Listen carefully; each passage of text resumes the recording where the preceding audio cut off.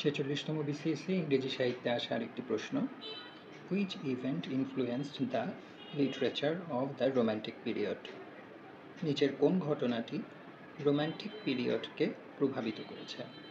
Option আছে French revolution, industrial revolution, Russian revolution এবং 100 years of war. এখন আমরা যদি রোম্যান্টিক পিরিয়ডের দিকে একটু তাকাই, রোম্যান্টিক পিরিয়ড শুরু হয় 1798 সালে।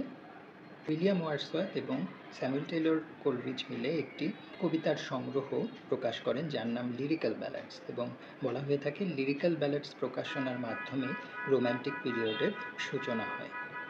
এবং রোম্যান্টিক পিরিয়ড শেষ হয় 1837 সালে কুইন ভিক্টোরিয়া যখন ইংল্যান্ডের সিংহাসনে আরোহণ করেন, এবং তখন থেকে ভিক্টোরিয়ান পিরিয়ড শুরু হয়। তাই 1837 সালে রোম্যান্টিক পিরিয়ড শেষ হয়ে যায়। এই যে প্রশ্নটি আছে যে নিচের কোন ঘটনাটি রোম্যান্টিক পিরিয়ডকে ইনফ্লুয়েন্স করেছে, অপশনে আছে এতে ফ্রেঞ্চ রেভলিউশন, এবং ফ্রেঞ্চ রেভলিউশনই হচ্ছে সঠিক উত্তর।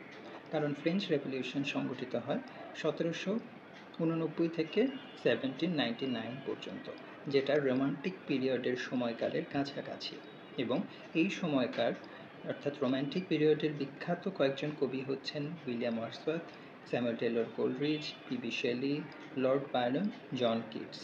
আমরা যদি ওনাদের লেখা এবং লেখাগুলোর থিমের দিকে একটু তাকাই, তাহলে দেখব যে এই সব লেখকদের লেখার মধ্যে ফ্রেঞ্চ রেভলিউশনের যে তিনটি আদর্শ, ফ্রিডম, ইকুয়ালিটি এবং ফ্র্যাটার্নিটি, এই তিনটি আদর্শকে কেন্দ্র করেই কিন্তু আমাদের এই ফ্রেঞ্চ রেভলিউশনটি সংগঠিত হয়। এবং এই ফ্রিডম, ইকুয়ালিটি এবং ফ্র্যাটার্নিটির বৈশিষ্ট্যগুলো কিন্তু রোম্যান্টিক পিরিয়ডের যে রাইটাররা আছেন, William Wordsworth, Samuel Taylor Coleridge, বিশেষ করে লর্ড বায়রনের লেখায় খুব বেশি মাত্রায় পাওয়া যায়। তাই সঠিক উত্তর হবে ফ্রেঞ্চ রেভলিউশন।